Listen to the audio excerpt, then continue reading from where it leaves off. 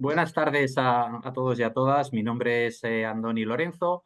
Soy el presidente del Foro Español de Pacientes y hoy vamos a celebrar una webinar sobre un área, un aspecto que creemos que muchas organizaciones de pacientes desconocen y que es muy importante que tengan conocimiento precisamente de esto. Desde el Foro Español de Pacientes llevamos trabajando varios años junto a la Sociedad Española de Nutrición Clínica y Metabolismo, SEMPE, y también con la Sociedad Española de Endocrinología y Nutrición, SEN, para el acceso de los pacientes con desnutrición relacionadas con la enfermedad, lo que normalmente llamamos DRE, a todo lo que son tratamientos nutricionales. El Foro Español de Pacientes, en este recorrido de estos años, hemos hecho varios ítems, varias actuaciones. Una de ellas fue relanzar y comunicar el manifiesto sobre la desnutrición relacionada con la enfermedad en el Congreso de los Diputados.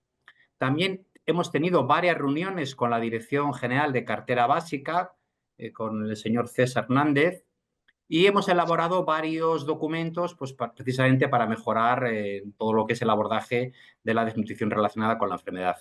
Hoy hemos organizado esta webinar, como os decía, con el objetivo de compartir con todas las asociaciones de pacientes la importancia de la desnutrición relacionada con la enfermedad y de qué manera repercute en los pacientes que la padecen. Creemos que el concepto de la desnutrición es algo que todavía no está del todo con un conocimiento adecuado. Desde el Foro Español de Pacientes, como sabéis, nuestra actuación siempre es una actuación transversal, pero la desnutrición, desgraciadamente, afecta a muchas patologías y a un número importante de pacientes. Por lo que, desde que tuvimos conocimiento de la situación, nos pareció muy importante trabajar en esta línea. Además de la información que os van a facilitar los ponentes que hablarán a continuación, pues también nos van a contar un poco cuál es la situación en la que tenemos, porque también creemos que tiene que haber avances legislativos, ya que la legislación actual es una legislación que tiene cerca de 20 años y se ha quedado bastante obsoleta, ¿no? Bueno, no me quiero enrollar mucho más. Hoy hemos invitado a 3 expertos que van a compartir su experiencia en lo que es el manejo de los pacientes con la DRE. Inicialmente hablará el doctor Miguel Ángel Rodríguez Olmos, comentará qué es el ADRE y de qué manera impacta en la salud de los pacientes que la padecen. Luego el doctor Martínez Olmos, que es secretario de la Sociedad Española de Nutrición Clínica y Metabolismo, SEMPE, y es jefe del servicio del Complejo Hospitalario Universitario de Santiago de Compostela. Una vez que finalicen, posteriormente escucharemos la ponencia de los doctores Luis Cabezón y Adrián Ares, quienes compartirán de qué manera repercute el ADRE sobre la evolución de las enfermedades base. El doctor Luis Cabezón es el jefe de servicio de oncología médica del Hospital Universitario de Torrejón y nos hablará sobre la repercusión que tiene el ADRE en los pacientes con cáncer. Y por último, el doctor Adrián Ares, médico adjunto del Servicio de Neurología del Complejo Asistencial Universitario de León y responsable de la unidad de esclerosis de dicho centro, comentará de qué manera afecta la DRE a la salud de los pacientes con enfermedad neurodegenerativa. Así pues, no os voy a entretener más y le doy la palabra ya al doctor Miguel Ángel Martínez. Muchas gracias. Hola, buenas tardes a todos. Muchísimas gracias por la organización y por invitarme a compartir este momento con ustedes y espero que un seminario de este tipo realmente resulte útil para que entendamos mejor qué es la desnutrición relacionada con la enfermedad y cómo podemos manejarla para mejorar la situación. Voy a compartir mi pantalla.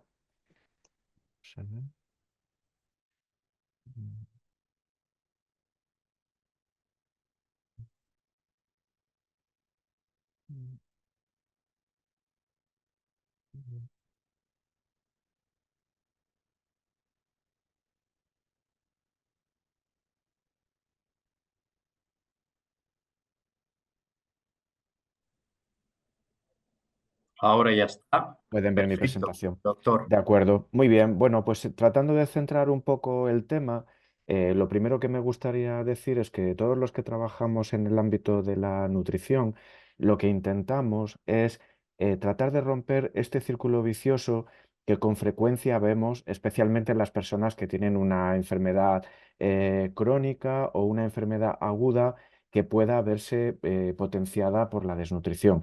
De hecho, evidentemente, cuando hay esta situación de enfermedad, tenemos que poner el tratamiento que corresponde para la misma, pero al mismo tiempo tenemos que atender si ese paciente tiene desnutrición o puede aparecer desnutrición en el transcurso de la misma, puesto que si no lo hacemos correctamente, la enfermedad se va a prolongar, van a aparecer más complicaciones, puede haber una mortalidad prematura y también un incremento de costes tanto para el paciente como para sus familias y también para el sistema sanitario. Efectivamente, como se dijo en la introducción, todavía no está totalmente definido cuál es el concepto de educación, perdón, de desnutrición, pero a mí me gusta traer siempre esta definición que el especialista en nutrición Marino Selia ya presentó hace algunas décadas, en la que sobre todo se hace hincapié en el hecho de que podemos determinar en cada paciente cuáles son las causas, podemos establecer una serie de medidas para evidenciar este problema y al final que va a haber una repercusión clínica. Y esto es lo más trascendente, que si no lo hacemos correctamente, la evolución clínica de los pacientes va a sufrir, ¿no? Porque en cualquier situación de enfermedad puede aparecer una disminución de la ingesta, un aumento de las necesidades nutricionales, una respuesta inflamatoria o un aumento de las situaciones de catabolismo que van a precipitar la aparición de desnutrición y, como digo, esto va a contribuir a la aparición de este círculo vicioso. De hecho, sabemos que a nivel global, en todo el mundo, la principal causa de desnutrición está relacionada con las hambrunas, con las guerras, pero afortunadamente en nuestro medio esto no es lo que predomina. En nuestro medio, sobre todo, lo que predomina es la situación de desnutrición relacionada con la enfermedad. Y en muchas de estas enfermedades que nosotros vemos en nuestro día a día, en nuestro ámbito, se añade la situación de inflamación. De hecho, en una revista de alto impacto médico como es el New England Journal of Medicine, recientemente se ha publicado cómo cuando una persona tiene cualquier enfermedad que puede provocar esos síntomas que interfieren con una alimentación normal, si además aparece la situación de inflamación y esta es marcada, todo eso va a contribuir a que la situación del paciente se deteriore. Por lo tanto, no solamente tenemos que tener en cuenta el aportar nutrientes a estas personas, sino también contribuir con los tratamientos nutricionales a tratar de controlar estas situaciones de inflamación. Son muchas el ámbito en el que puede aparecer alteraciones relacionadas con la alimentación y sobre todo cuando a la situación de desnutrición se añade la presencia de una alteración de la masa muscular, lo que conocemos como sarcopenia y fragilidad, pues van a aparecer síndromes de superposición en los que la evolución puede ser peor si no intervenimos de forma adecuada. Esto se está haciendo tan importante que incluso en el año 2022, durante el Congreso de la Sociedad Europea de Nutrición Clínica y Metabolismo, ESPEN, se realizó la llamada Declaración de Viena, en la que distintas sociedades internacionales relacionadas con el estudio y el trabajo en la desnutrición equiparan el derecho a la nutrición a lo que sería un derecho humano, que estaría entre el derecho a la alimentación que tiene cualquier persona y el derecho a la atención sanitaria que tiene cualquier persona enferma. Y probablemente este concepto que cada vez se está extendiendo más nos pueda ayudar a que cada vez desde todos los ámbitos, también desde los ámbitos institucionales, se atienda a este problema. La desnutrición relacionada con la enfermedad es algo ya conocido desde hace décadas. De hecho, un estudio multicéntrico realizado en España en pacientes adultos ingresados por patologías agudas, estudio Predices, reveló hace algo más de una década que más del 23% de esos pacientes adultos tenían desnutrición relacionada con la enfermedad. Y cuando vemos lo que ocurrió al cabo de unos años y aplicando criterios más modernos para el diagnóstico de la desnutrición, los llamados criterios GLIM, pues se ve que la situación, lejos de mejorar, incluso ha podido empeorar. Y esto lo que nos dice es que evidentemente tenemos que tratar de intervenir y Sí, solucionarlo. dígame. La desnutrición va a tener Buenas consecuencias tardes, en dígame el usted. crecimiento y el desarrollo en los niños, Marco, ¿qué va te a hace implicar falta? una mayor tasa de complicaciones y de infecciones, va a prolongar la estancia hospitalaria, En las personas mayores va a suponer un mayor riesgo de caídas, de reducción de la movilidad y de independencia, y también va a haber una mayor mortalidad. Y todo eso, como apuntábamos anteriormente, asociado a unos mayores costes y también, lo que es más importante, a una peor calidad de vida. Hay muchos estudios y muchas evidencias que cada vez van poniendo más de manifiesto que la utilización de los distintos tratamientos que tenemos a mano, como es el consejo dietético, los suplementos nutricionales, la nutrición enteral o la parenteral, cada una de ellas cuando está indicada y en el momento en el que es oportuno para el paciente, realmente resulta coste efectivo y se deben, sin duda, aplicar para conseguir esta mejoría. Cada vez hay más evidencias en este sentido que lo ponen de manifiesto. Lo que hay que hacer es incrementar esta evidencia científica para situar cada una de las intervenciones y cada uno de estos tratamientos en su lugar, pero hay que tratar de aplicarlos. ¿Y qué es lo que se está haciendo en nuestro país en este sentido? Pues por una parte se está trabajando en desarrollar herramientas de cribado y de desnutrición que permitan hacer un seguimiento adecuado de los pacientes, lo que decíamos al principio, que podamos poner de manifiesto este problema para identificarlo y poder ponerle remedio. Por otra parte, también se está trabajando en realizar un tratamiento nutricional de acuerdo con las guías clínicas que están publicadas por las distintas sociedades científicas para que esta aplicación del tratamiento sea lo más homogénea y lo más acertada posible. También estamos trabajando en la equidad en el acceso y en el reembolso del tratamiento médico-nutricional, situación que actualmente no está totalmente resuelta en nuestro Sistema Nacional de Salud. Se está también trabajando en potenciar la creación y la actuación de equipos multidisciplinares con los distintos especialistas y con las distintas profesiones sanitarias que tienen que intervenir para identificar y para tratar este problema. Y también se está trabajando en la formación tanto de profesionales sanitarios como de pacientes en la nutrición clínica. Y en este sentido es muy importante que incluso una propia revisión por parte de la Sociedad Europea de Nutrición Clínica y Metabolismo y de otras entidades internacionales pone de manifiesto cómo es necesario incrementar la formación de los estudiantes de medicina a la hora de conocer la desnutrición y los medios que hay que poner para el diagnóstico y para el manejo del mismo. De hecho, la propia Sociedad Europea publicó recientemente un plan para tratar de implicar a las universidades a nivel europeo para que aumenten tanto la carga docente como los contenidos en nutrición clínica que deben implementarse para cuando cualquier graduado sale de una facultad. Y no solamente con los estudiantes, también con los profesionales que ven pacientes que pueden tener este tipo de problemas nutricionales, en el que a través de cursos, tanto virtuales como presenciales, se oferta la realización de distintas actividades formativas acreditadas por la Sociedad Europea de Nutrición Clínica y Metabolismo y que contribuyen a aumentar el conocimiento de este problema.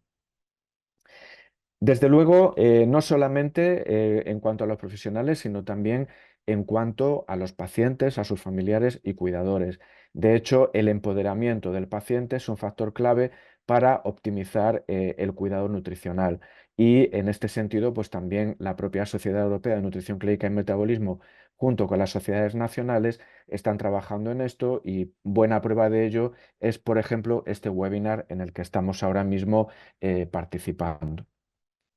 La educación, la investigación en nutrición para obtener evidencia científica y para extender este conocimiento, desde luego son necesarios. Y en este sentido, tratar de potenciar este conocimiento va a resultar fundamental. De hecho, este mismo año, la Sociedad Europea de Nutrición Clínica y Metabolismo, en su Semana de la Desnutrición, nos dice que tenemos que trabajar juntos contra la desnutrición relacionada con la enfermedad, ¿no? Y en este sentido, pues el hecho de tener equipos multidisciplinares, de colaborar juntos y de hacer una participación también con los pacientes puede resultar muy adecuado. Esto sería por mi parte la intervención que quería compartir con ustedes y quedo disponible para lo que posteriormente quieran comentar o quieran preguntar y pueda completar esta información. Muchas gracias. Muchas gracias, doctor Martínez Olmo. Le felicito porque su presentación, la verdad es que ha sido brillante y muy clarificadora. Antes de pasar la palabra al doctor Luis, se me ha olvidado mencionar, una vez que finalicen la intervención los tres doctores, daremos un paso, un turno a preguntas, todas aquellas preguntas que ustedes nos quieran realizar. ¿De acuerdo? Así que, sin más, el doctor Luis, creo que está por ahí. Sí. ¿Se me oye? Sí, perfecto. Perfecto. No sé si Muy estoy bien. compartiendo, se ve la ¿Se pantalla. ve bien? Ahora está muy bien. Gracias. Fenomenal. Pues nada, muchas gracias.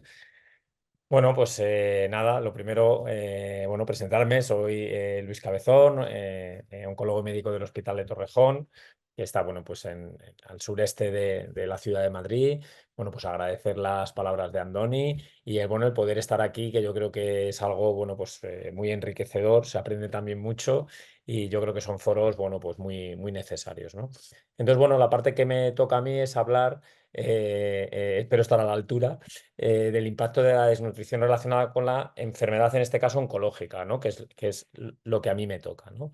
Entonces, bueno, pues ¿por qué es importante más allá de la desnutrición en sí mismo? Pues porque el cáncer, por desgracia, es algo, bueno, con una incidencia y una prevalencia pues cada vez mayor, porque queramos o no, bueno, es algo que también va ligado al aumento en nuestra esperanza de vida, más allá de si, bueno, pues se ha establecido cierto plató, ¿no? Ya cierto límite o no, si hemos superado esa edad, pero sabemos que hasta uno de cada dos varones a lo largo de su vida pueden acabar desarrollando un cáncer y una de cada tres mujeres, o sea que no estamos hablando, bueno, pues de algo anecdótico y, bueno, pues por desgracia, unido a este aumento de la, sobre todo, prevalencia del cáncer, pues se estima que en los próximos 10-20 años, pues la mortalidad, ¿no? El número de muertes ocasionadas en España, pues puede aumentar casi 50.000 casos. Cuando analizamos de forma global, pues los tumores más incidentes, estamos hablando del cáncer de mama, cáncer de pulmón y colorectal. Cuando vamos a lo nuestro, a lo nacional, pues en el caso de la mujer estamos hablando de la mama, el colorecto y el pulmón, y en el caso del hombre cambiaríamos la mama por la próstata. Estos serían un poco por los tumores fundamentales que vemos en nuestro país. Y bueno, pues es relevante el cáncer, pues porque al final es una de las principales causas de morbimortalidad, ¿no? A nivel mundial. Podemos discutir si en España es la primera o la segunda causa de muerte junto con las cardiovasculares, pero bueno, es un problema evidentemente de salud de primera magnitud, ¿no? ¿Y por qué estamos hablando de la desnutrición en nuestros pacientes? Pues porque, por desgracia, lo queramos o no, existe una asociación muy importante. Estamos hablando que de forma global la prevalencia de desnutrición en nuestros pacientes oscila entre el 15 y el 40%. Es verdad que estos son datos, pues bueno, muy, muy, muy macro, muy a lo grande y con rangos pues bastante amplios porque va a depender del tipo de tumor, la localización donde esté, el estadio de la enfermedad y condiciones basales previas del paciente.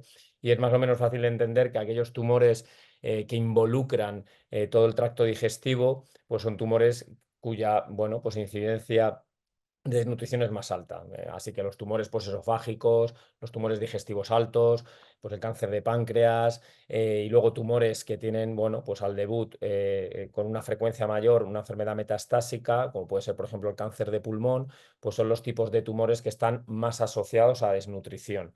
Y podríamos llevar, pues en su última instancia o como una consecuencia que habría que intentar evitar de esta desnutrición, pues el síndrome caquexia-anorexia. Y como pueden ver, pues estamos hablando de cifras de desnutrición en este tipo de tumores que pueden llegar al 70 y al 80%. O sea, no estamos hablando, pues bueno, de algo esporádico, ¿no?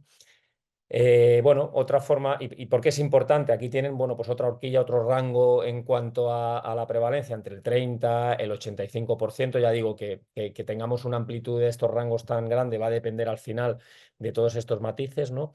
Pero creo que es muy importante recalcar que hasta una de cada cinco muertes en el paciente oncológico son consecuencia de la desnutrición. O sea, que dentro de los motivos por los que nuestros pacientes fallecen, evidentemente está la enfermedad de base, la enfermedad de fondo, está el cáncer, pero cuando lo dejamos un poco de lado, la desnutrición y los eventos tromboembólicos son los principales motivos, ¿no? Que al final no solamente deterioran la calidad de vida del paciente, sino que le ocasionan la muerte, ¿no? Al final, bueno, pues ¿qué consecuencias tienen? Yo creo que un poco las directas o más fáciles de ver, y luego otras que no son menos importantes, ¿no? Pues por un lado, esta pérdida de peso va a ocasionar un deterioro de la imagen física del paciente, que si ya tenemos pues encima el diagnóstico de la enfermedad y lo que ello puede conllevar, va a aumentar, ¿no?, los cuadros ansioso-depresivos y puede también impactar en las relaciones sociales que tiene el paciente, insisto, bueno, pues por esa imagen y ese deterioro de la imagen que es tan importante, ¿no?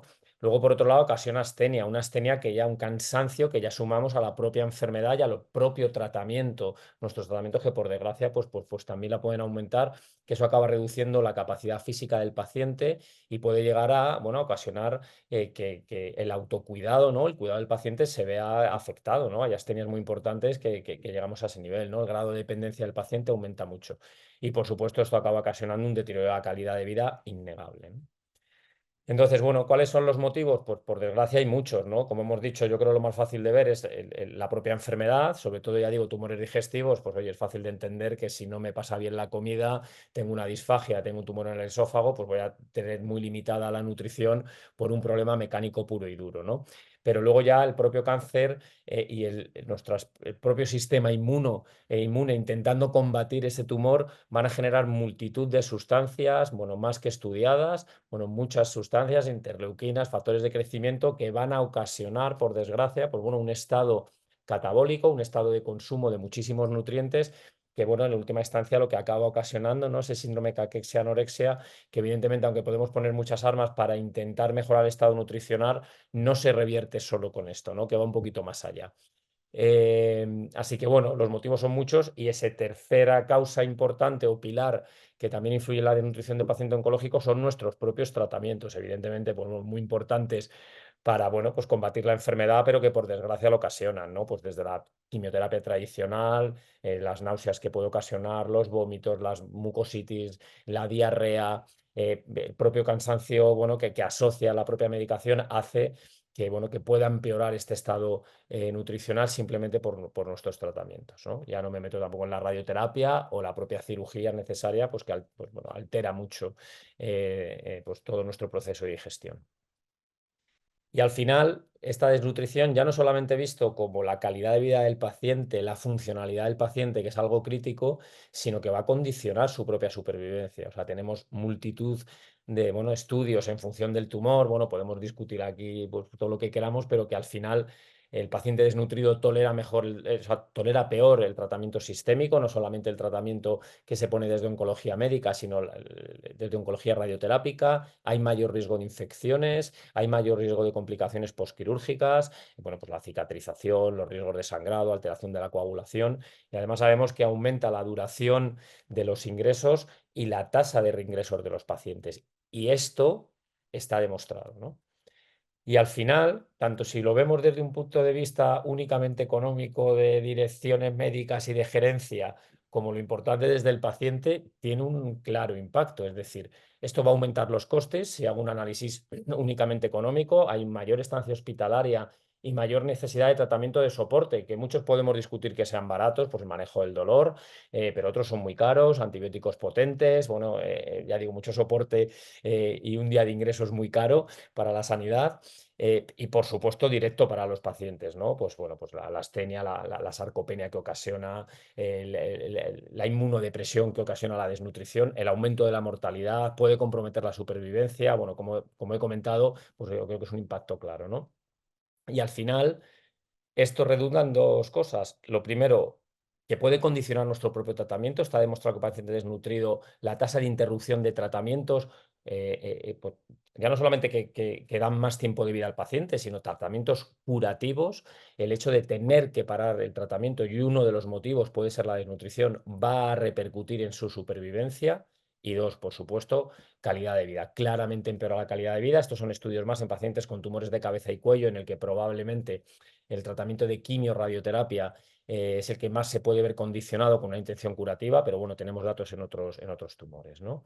Y al final, evidentemente, el objetivo de este soporte nutricional en el paciente, en cualquier paciente, ¿no? Pero en el paciente oncológico, que debería empezar desde el minuto 1, pues desde maniobras de screening y lo cambiante que es con el tiempo. O sea, no nos vale una foto estática en un momento determinado de la primera vez que veo al paciente, en el que a lo mejor bueno, probablemente no está desnutrido. Esto evoluciona con el tiempo, ¿no? El ser capaz de detectarlo, el ser capaz de detectar al paciente que está en riesgo de desarrollarla si no la tiene, el ser constante en este screening, ¿no? En estas maniobras de cribado, hacer recomendaciones desde el inicio, que las hay, para intentar evitar esto, ¿no? Esta va a ser una primera parte de lo que hablamos, una intención preventiva.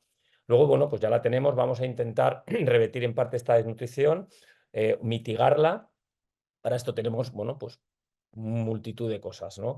A nivel de quimioterapia, pues bueno, la recomendación dietética desde el minuto 1, bueno, qué tipo de alimentos, que sean templados, intentar controlar la disgeusia, ¿no? Ese mal sabor de los alimentos. Bueno, pues hay muchas estrategias para intentar que lo que es la dieta habitual o normal, más adaptada al paciente, y por supuesto el soporte nutricional en forma, bueno, pues de determinados complementos con fórmulas específicas diseñadas, bueno, pues para cada paciente, si es diabético, si no lo es, si tiene mala absorción, fórmulas específicas, peptídicas, bueno, en fin, existen multitud, ¿no? De fórmulas que se puede adaptar al paciente como soporte, y luego, bueno, pues una fase ya más paliativa en un paciente que, bueno, pues pueda tener su expectativa de vida más acotada en el tiempo, en un contexto que sabemos que no podemos curar, pero que el estado nutricional es importante, que es importante también además para el paciente, no solamente a nivel médico, y que, bueno, aquí evidentemente somos más laxos, las recomendaciones son más laxas, uno probablemente no se fija tanto en si le sube algo el azúcar o no se lo sube,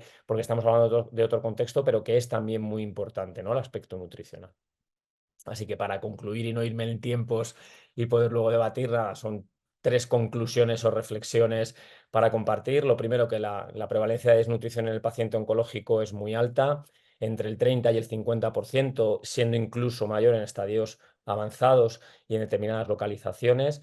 Que este estado nutricional influye directamente en el pronóstico del paciente, y que es, bueno, pues probablemente con los eventos trombóticos las principales causas de muerte en el paciente oncológico, y que este extremo un poco final de esta o mayor de la desnutrición, que es el síndrome caquexia-anorexia, que va un poco más allá, ¿no? de este soporte nutricional, pues hace que al final, bueno, pues se pueda comprometer mucho nuestros propios tratamientos, y que es muy importante, sobre todo, hay que hacer hincapié, intentar detectarla a tiempo, intentar evitar esa fase de caquexia refractaria, intentar adelantarnos para poder administrar el tratamiento, que lo puede revertir en parte, porque evidentemente está relacionado con la propia enfermedad oncológica.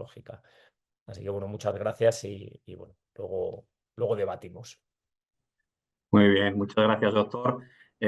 Muy bien, la presentación tal es así que uno que ya conoce, por lo general, no todos, pero parte de esos datos, todavía escuchándole me sigue impresionando el impacto que tiene en los pacientes, ¿no?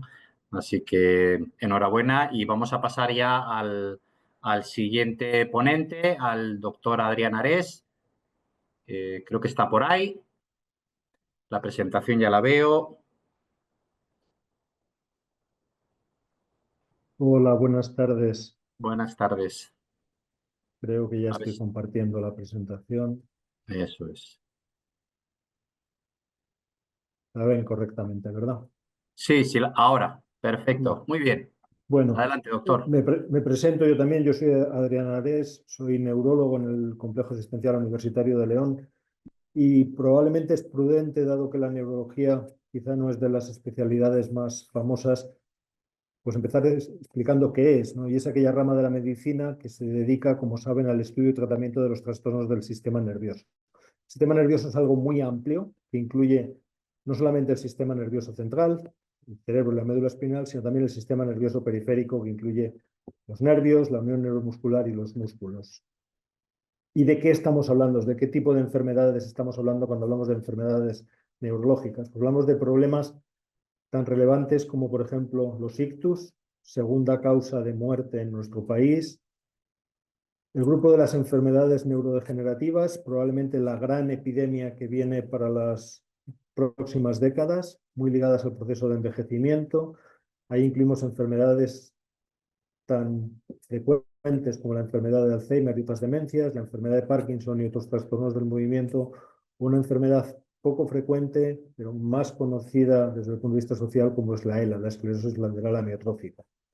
Un tercer grupo sería la esclerosis múltiple y otras enfermedades inflamatorias, primera causa de discapacidad no traumática en el adulto joven, y luego un grupo de enfermedades que son las enfermedades neuromusculares, que entran dentro de la clasificación de enfermedades raras, es decir, enfermedades muy poquito frecuentes, pero que sumadas son un número muy amplio de enfermedades y supone un número relevante de pacientes.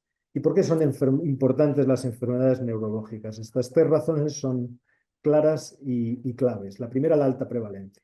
En conjunto, estas enfermedades que hemos mostrado afectan a un segmento importante de la población.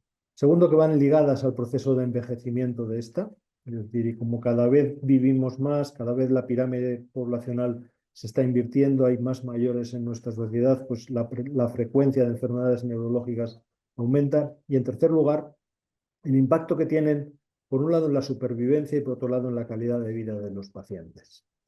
Y estas enfermedades neurológicas, todas en general y las enfermedades neurodegenerativas en particular, van a alterar la capacidad de los pacientes para nutrirse adecuadamente.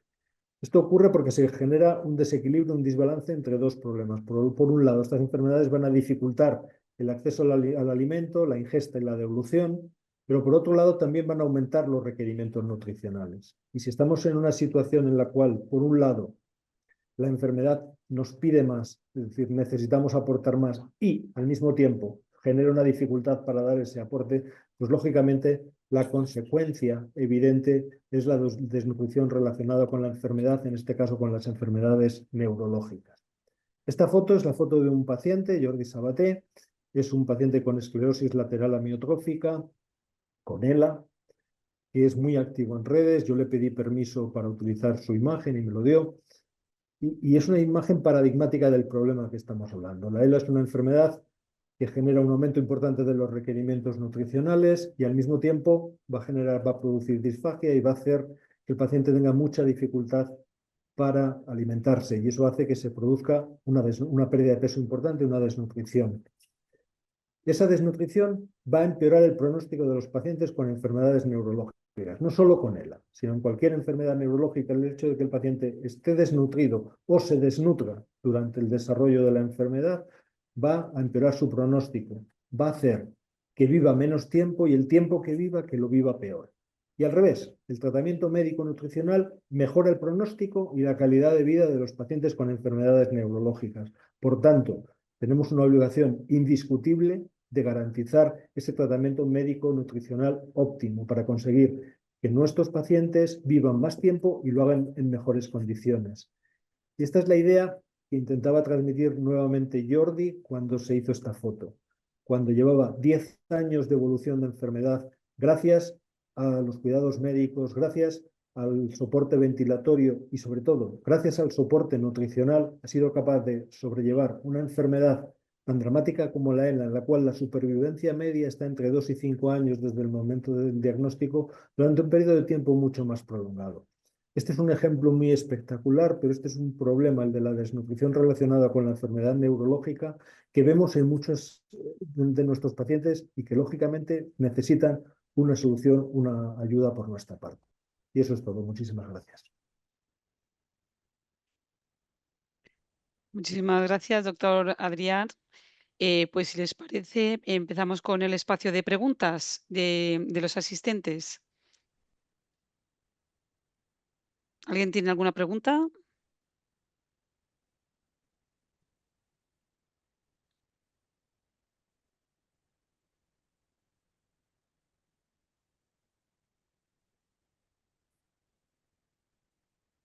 ¿Nadie tiene ninguna pregunta relacionada? Había una pregunta en el chat que probablemente el doctor Martínez Olmos podría contestar. A ver. Sí, en el chat, sí. Miriam nos dice, me alimento casi exclusivamente con batidos por problemas de deglución. ¿Cómo saber si solo con eso estoy suficientemente nutrida? ¿Hay pruebas analíticas para comprobarlo? Gracias. Bueno, pues efectivamente, bueno, habría que ver el motivo, la indicación por la que esta situación se produce, pero sí que podemos decir que prácticamente todos los suplementos nutricionales, nos gusta llamarles suplementos nutricionales porque realmente son productos que van destinados a un tratamiento médico-nutricional, pues prácticamente todos los que se comercializan en nuestro medio suelen ser completos, lo cual significa que pueden constituir una única fuente de alimentación en la persona que así lo necesite. Es verdad que hay algunos que no son completos, pero realmente son anecdóticos. Los que habitualmente utilizamos son completos y permitirían alimentar de manera exclusiva a cualquier persona. Luego habría que ver el motivo concreto, la indicación que realmente cubra los requerimientos nutricionales concretos de esta persona y que se haga el ajuste adecuado. Muy bien. ¿Alguien se anima? Si no me animo yo. Bueno, de esta pregunta es para el doctor Martín Olmos. Doctor, ¿sabe usted si desde el Ministerio de Sanidad se está haciendo algo para mejorar el acceso de más pacientes a los tratamientos nutricionales que se necesitan? Bueno, en este sentido creo que es importante señalar que en muchas ocasiones para conseguir avanzar en la indicación y en la cobertura de los tratamientos nutricionales, no tenemos que esperar únicamente a las iniciativas del Ministerio, porque, bueno, por desgracia en muchas ocasiones van con un poco de retraso, ¿no? Y yo creo que aquí la acción conjunta de las sociedades científicas, de las asociaciones de pacientes y también de la industria, ¿no? Que también va ayudando a extender pues, esta idea de que es necesario aplicar el tratamiento nutricional, puede hacer que a nivel del Ministerio y también del conjunto del Sistema Nacional de Salud se pueda avanzar. Yo creo que en este sentido diversas acciones que a través de la sociedad SEMPE, a la que yo represento, de SEN, de las asociaciones de pacientes y de la industria, pues yo creo que se están consiguiendo avances. Pero no cabe duda de que hay que seguir trabajando en este sentido, porque, eh, bueno, como en tantas otras cosas, espontáneamente no siempre surge esta iniciativa por parte de las autoridades sanitarias. Veo aquí una pregunta de Antonio Lorenzo que nos ha dejado. Una vez que el paciente sale del hospital, ¿puede seguir recibiendo el tratamiento nutricional? Bueno, si me permiten, respondo yo también brevemente.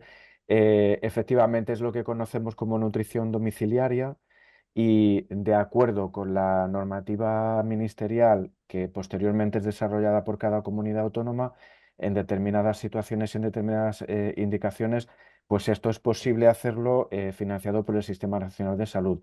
En otras circunstancias no. Pero aquí también me parece importante señalar que es muy importante que se trabaje en asegurar la continuidad de los cuidados nutricionales. Es decir, es importante que desde las unidades de nutrición, desde los servicios especializados que atienden a los pacientes con cada patología y tienen en cuenta el cuidado nutricional, también después haya una extensión hacia la atención primaria. Yo creo que esto también es algo que hay que seguir potenciando. Perfecto. Aquí veo otra pregunta de Marga Peralta, de ASED Baleares. ¿Cuáles son los pasos para llegar a la consulta de nutrición? ¿Pasos serán? ¿Cuáles son los pasos para llegar a una consulta de nutrición? Sí, bueno, realmente depende de cómo se organice el trabajo en cada área sanitaria, en cada comunidad autónoma. En concreto, en nuestro caso, la forma de acceder es o bien a través de una petición de consulta desde la atención primaria. Nosotros esto lo tenemos canalizado mediante una consulta electrónica y de acuerdo con unos criterios que ya tenemos previamente eh, consensuados con la atención primaria, pues se valoran los casos o a través de un ingreso hospitalario en el que se nos hace alguna consulta en la que tengamos nosotros que intervenir.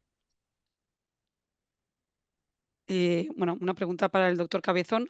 Usted comentó que la DREP repercute negativamente sobre la salud de los pacientes con cáncer y afecta negativamente los resultados de los tratamientos para el cáncer. Me gustaría preguntarle qué mejoras refieren los pacientes con cáncer que han podido acceder a los tratamientos nutricionales y qué mejoras identifica usted como oncólogo en estos pacientes? No, bueno, mejoras todas. Quiero decir que en estos pacientes, si no tenemos ese soporte, y ahora podemos discutir si, bueno, mantiene una vía oral adecuada y estamos hablando de, bueno, pues poder utilizar estos suplementos nutricionales en forma de batidos o necesitamos una nutrición enteral a través de una gastrostomía, por ejemplo, dependiendo, bueno, de muchos factores que tenemos en cuenta. Sin esto sería imposible. O sea, quiero decir que la consecuencia es que no podamos poner el tratamiento y que, por tanto, bueno, pues que nuestros pacientes se mueran. O sea, es crítico. Es un poco el ejemplo extremo, por decirlo de alguna forma, de, bueno, pues un manejo multidisciplinar muy importante, ¿no? Ya depende cada hospital el cómo lo haga. O sea, nosotros es verdad que dentro de mi hospital, bueno, pues los aspectos, por decirlo de alguna forma, básicos de la nutrición, si los llevamos desde oncología, siempre, bueno, apoyándonos en endocrinología y los nutricionistas que tenemos, lo que pasa que, bueno, pues evidentemente tienen consultas infernales en las que, bueno, pues pueden hacer una valoración a lo mejor inicial, pero no pueden estar viendo al paciente todas las semanas, porque es inviable, ¿no?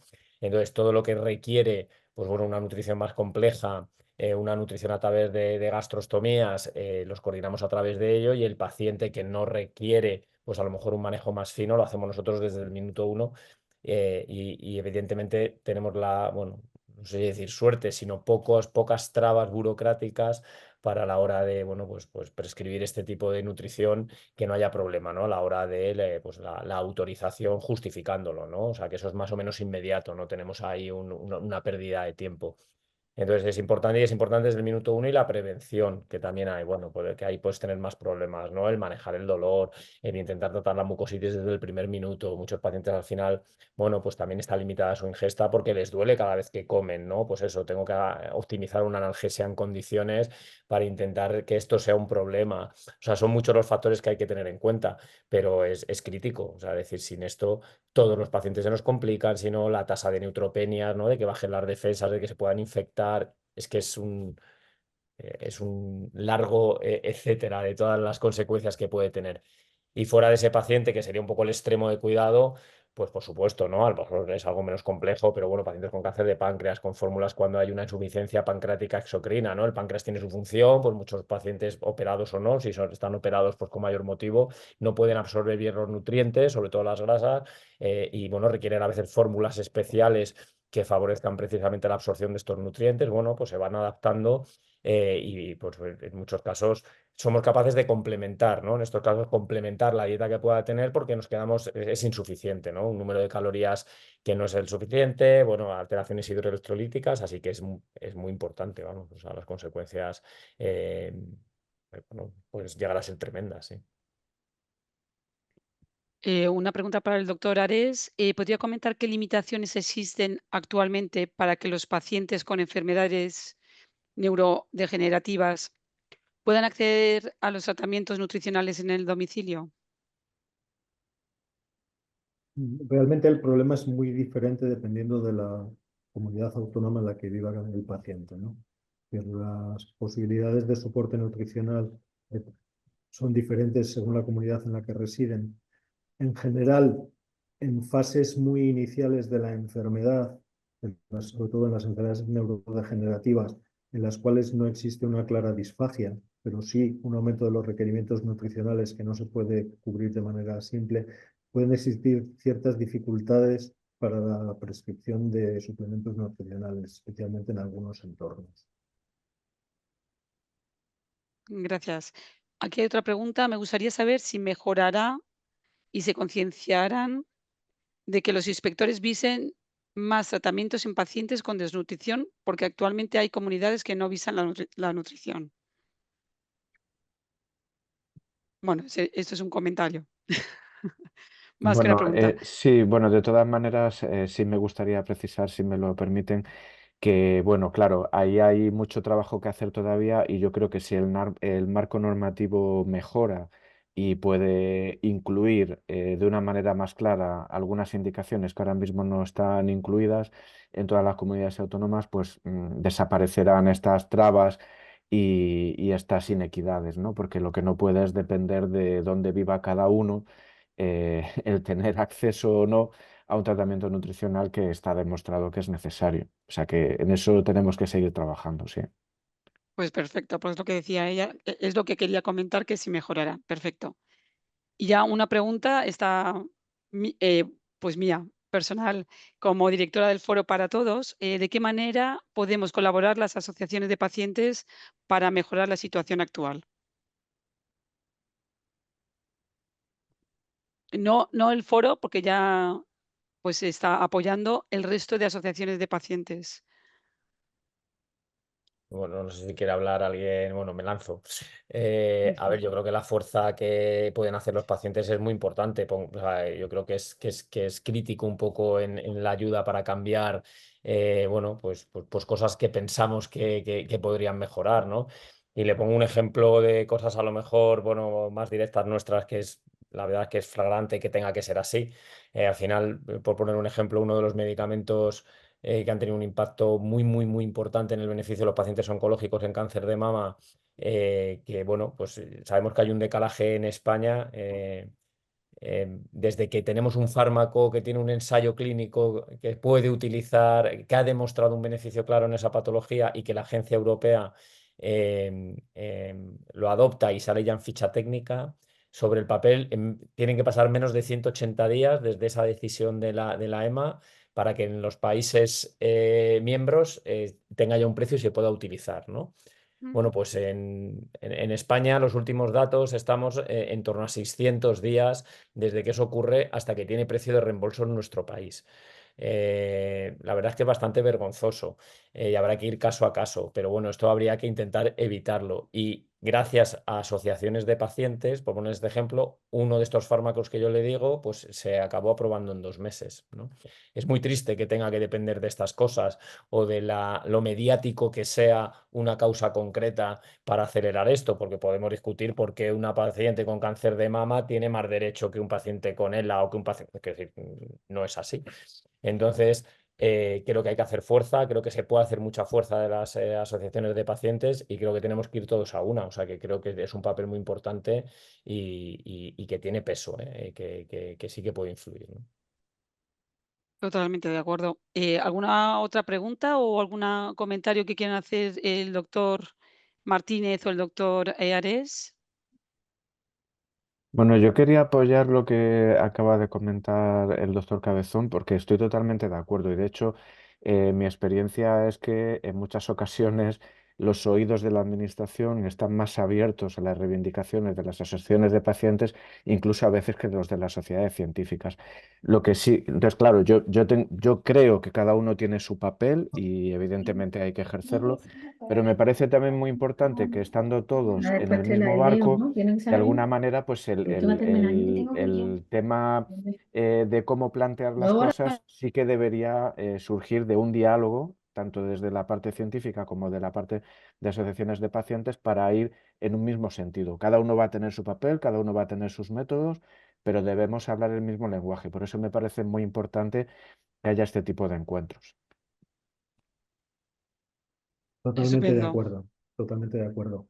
Yo creo que hay un aspecto en el que no debemos dejar de insistir, que es el tema de la equidad, y eso tiene que formar parte de la reivindicación de profesionales y de pacientes, ¿no? Es decir, es inconcebible que en este momento social que vivimos pueda depender de tu código postal el acceso a determinadas prestaciones, a determinados tratamientos. Eso es algo que va totalmente en contra de los derechos de nuestros derechos como ciudadanos y tenemos que reivindicarlo desde todos los foros. Y ahora estamos hablando de desnutrición relacionada con la enfermedad y es un aspecto clave y una de las reivindicaciones tiene que ser que cualquier ciudadano español con independencia de dónde resida tenga las mismas oportunidades de acceso, en este caso, a los tratamientos nutricionales. Muchas gracias, doctor Ares. Bueno, pues si no hay otra pregunta, todavía nos quedan 8 minutos. Se pueden enviar las preguntas por el chat también.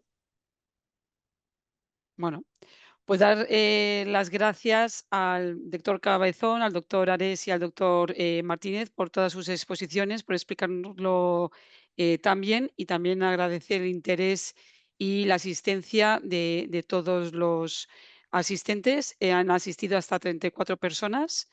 Y luego, bueno, pues este evento, este seminario, ha sido grabado y lo publicaremos en el canal de YouTube del Foro Español de Pacientes. Así que bueno, esperamos pues nada, que asistan a los siguientes eventos y luchas que estemos organizando relacionado con la desnutrición, relacionada con la enfermedad. Enviaremos a todos información sobre todos los esfuerzos que hacemos y todos los hitos que consigamos. Muchísimas gracias a todos.